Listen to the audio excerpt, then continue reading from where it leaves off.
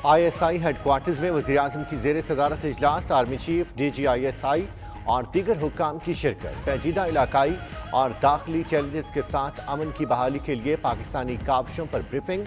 इमरान खान ने कहा कि मुल्की सलामती और खुद मुख्तारी के तहफ़्फ़ुज़ के लिए कोई समझौता नहीं किया जाएगा। वज़ीर-ए-आज़म ने ISI की कुर्बानियों और अनथक खाविशों को सराहा।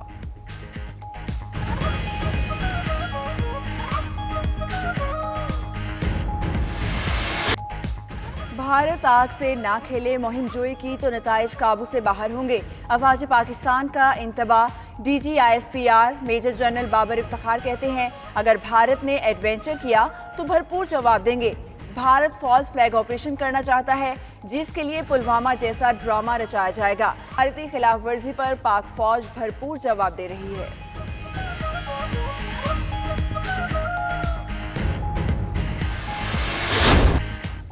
शहबाज शरीफ की नैब के हाथों गिरफ्तारी टल गई। लाहौर हाईकोर्ट ने 17 जून तक उबूरी जमानत मंजूर कर ली। अदालत का 5 लाख के मचलके जमा करवाने का हुक्म। उधर शहबाज शरीफ की पेशी के मौका पर SOPs की धज्जियां उड़ा दी गईं। दूसरी जानिब लाहौर ने असासाजात और मनी लॉन्ड्रिंग केस में शहबाज शरीफ को 9 जून को दोबारा तलब कर लिया।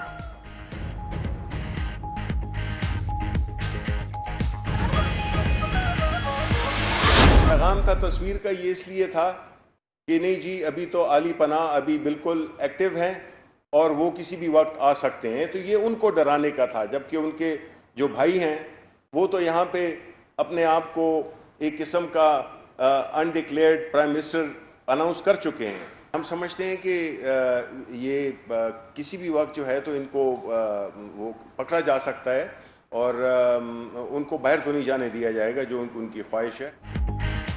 शहबाज शरीफ को बाहर नहीं जाने दिया जाएगा, हुकूमत का ऐलान। शिबली फराज कहते हैं, शहबाज शरीफ का नाम ECL में डालने पर गौर जारी है। नवाज शरीफ की तस्वीर फैलाने का मकसद ये बताना था कि आलम पनाह ठीक हैं। फरूख हबीब बोले, शहबाज खानदान जालसाजी की फाउंड्री है। उधर फयाज चौहान का कहना है, आले शरीफ की चोरबाजारियां छुपाने के लिए हवारी इकट्ठे हो गए।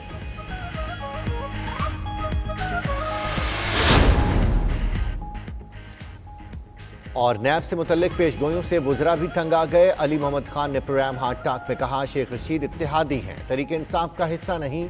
हुकूमत के तर्जुमान शिबली फराज ने नैब से मुतल्लिक कोई पेशगोई नहीं की। कमर जमान कायरा बोले, एक वफाकी वजीर धड़ल्ले से कहते रहे नैब ईद के बाद टार्जन बन जाएगा और बड़ी गिरफ्तारियां होंगी। वज़ीर आला सिंध आज नैब रावलपिंडी में पेश होंगे। मुराद अली शाह और सोलर लाइट्स केस में पेशी के लिए इस्लामाबाद पहुंच गए। पेशी के लिए पार्टी रहनुमाओं से मुशावरत भी मुकम्मल कर ली। सूबाई वजीर नासिर शाह कहते हैं, केस इंतहाई कमजोर, कोई सबूत नहीं है। मुर्तजा वहाब बोले, वज़ीर आला का इस केस से कोई लेना देना नहीं।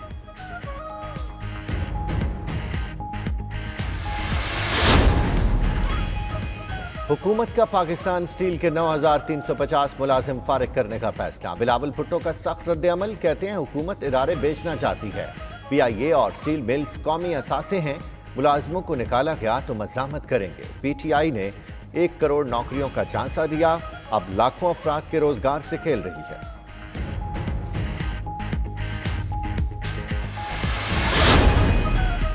वज़ीर आला पंजाब का शय ज़रूरिया की कीमतों में इस्तेहकाम के लिए इक़दामात का हुक्म। उस्मान बुज़दार का मज़ीद कहना है, दुकानदार नो मास्क नो सर्विस की पॉलिसी पर अमल करें।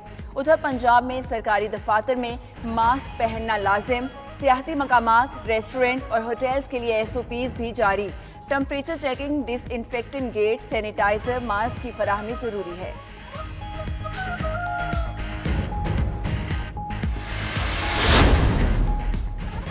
महंगाई के सत्ताए अवाम के लिए एक और बुरी खबर। मौसम सरमा में गैस बहरान से बचने की कीमत चुकाने का वक्त आ गया। घरेलू सार्फिन को फराम RLNG की मद में 73 अरब वसूल करने का फैसला। दस्तावेजात के मुताबिक नवंबर 2019 ता मार्च 2020 घरेलू सार्फिन को महंगी RLNG फराहम की गई। इजाफी वसूली जरूरी है। पेट्रोलियम डिवीजन ने समरी ECC को इरसाल कर दी।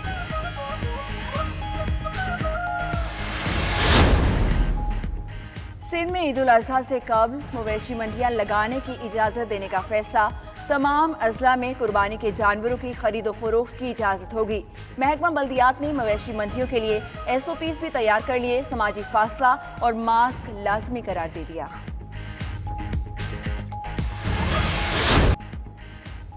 बरतानवी हुकूमत वैक्सीन के सिलसिले में आज आलमी वर्चुअल कॉन्फ्रेंस की मेज़बानी करेगी। बरतानवी हाई कमीशन के मुताबिक इजलास में पाकिस्तान और दीगर मुल्क शिरकत करेंगे। बरतानिया बजरिया इजलास आलमी वैक्सीन इत्तेहाद के लिए 7 अरब पाउंड इकट्ठे करना चाहता है। बरतानिया वैक्सीन की तैयारी के लिए पहले ही 1 अरब 65 करोड़ पाउंड का ऐलान कर चुका है। 3 वेस्ट इंडियन क्रिकेटर्स का दौरा इंग्लैंड से इनकार। डैरन ब्रावो, शिमरोन एतमार और कैंपोमाल दौरे से माजरत की। जेसन होल्डर की ज़ेरे क़यादत 25 रुकनी स्क्वाड 9 जून को इंग्लैंड पहुंचेगा। स्क्वाड 14 रेगुलर और 11 रिजर्व खिलाड़ियों पर मुश्तमिल होगा।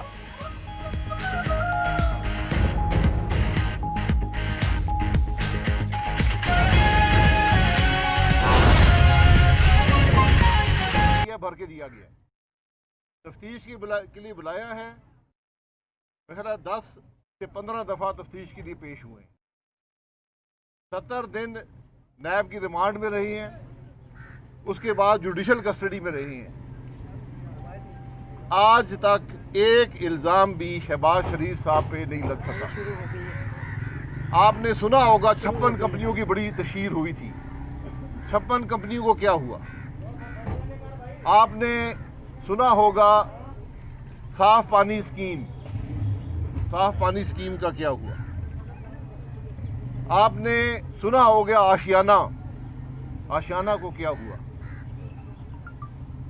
आज आखिरी कोशिश है, जब नैब के पास कुछ नहीं बचता तो वो एक आखिरी कोशिश करते हैं, उसको एसेट बियॉन्ड मीन कहते हैं, या उसके साथ कहते हैं जी ये मनी लॉन्ड्रिंग हो गई है, या कहते हैं जी बेनामी हो गई है। ये 3 आखिरी हरबे होते हैं नैब के। तो पहली बात ये है कि आज ये साबित हो गया है कि वो शख्स जो 10 साल पंजाब का वज़ीर आला रहा, सरकारी फंड की 1 पैसे की खुर्द बुर्द का इल्ज़ाम उस पर नैब 20 महीने में साबित किया, इल्ज़ाम नहीं लगा सकी। ये आज की हकीकत है। अब आप बात कर रहे हैं जी फलानी तफ्तीश, फलानी रिकन्सिलिएशन नहीं हुई, तो शहबाज शरीफ साहब ने सब कुछ नैब को दे दिया है। जो कुछ और मांगेंगे वो भी दे देंगे। और हमारी डिमांड ये है कि जब नैब तफ्तीश करे तो इसी तरह कैमरे वहाँ लगा कर तफ्तीश करे, ताकि हकायक पाकिस्तान के अवाम के सामने आए। वो आदमी जो अवाम में रहता हो, जो अवाम की बात करता हो, जो अवाम की खिदमत करता हो, उसका हक है कि उसकी तफ्तीश भी अवाम के सामने हो, ताकि दूध का दूध पानी का पानी हो जाए। सिर्फ इल्ज़ाम लगाना, हद तक करना अगर मकसूद है तो ये नैब की आज की बात नहीं है। 20 साल से नैब यही काम कर रहा है। और जब हुकूमती इदारे, जब मुल्क के इदारे बदनीयती पर उतर आए तो फिर मुल्क खोखला हो जाता है। तो नैब का चेयरमैन बताए कि किस मकसद के लिए उसने 28 मई को शहबाज शरीफ के अरेस्ट वारंट जारी किए। अरेस्ट वारंट सिर्फ नैब का चेयरमैन जारी कर सकता है। आपने तफ्तीश के लिए बुलाया हुआ है 2 तारीख को, अरेस्ट वारंट जारी कर रहे हैं 28 मई को। ये बदनीयत ही नहीं है तो और क्या है? क्या नेशनल अकाउंटेबिलिटी ब्यूरो पाकिस्तान के अवाम को अकाउंटेबल नहीं है? क्या ये बदमाशी का अड्डा है? क्या ये जिस पर इल्ज़ाम लगा सकता है, किसी की हद तक कर सकता है? अगर ये नेशनल अकाउंटेबिलिटी ब्यूरो है तो मैं चेयरमैन साहब को आज एक पता बताता हूँ। मकान नंबर 2, लेन नंबर 1, ज़मान पार्क।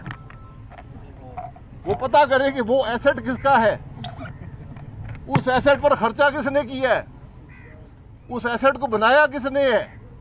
मैं आज पाकिस्तान के अवाम के सामने फिर एड्रेस दोहरा देता हूँ। मकान नंबर 2, लेन नंबर 1, ज़मान पार्क, लाहौर। नायब चेयरमैन साहब टीम भेजे, जिस तरह कल यहाँ टीम भेजी थी, टीम भेजे और पाकिस्तान के अवाम को बताएं कि वो एसेट किसका है। उसने डिक्लेयर किया हुआ है, उस एसेट को की मनी ट्रेल है, उस एसेट के एसेट बियॉन्ड मीन्स है या नहीं है।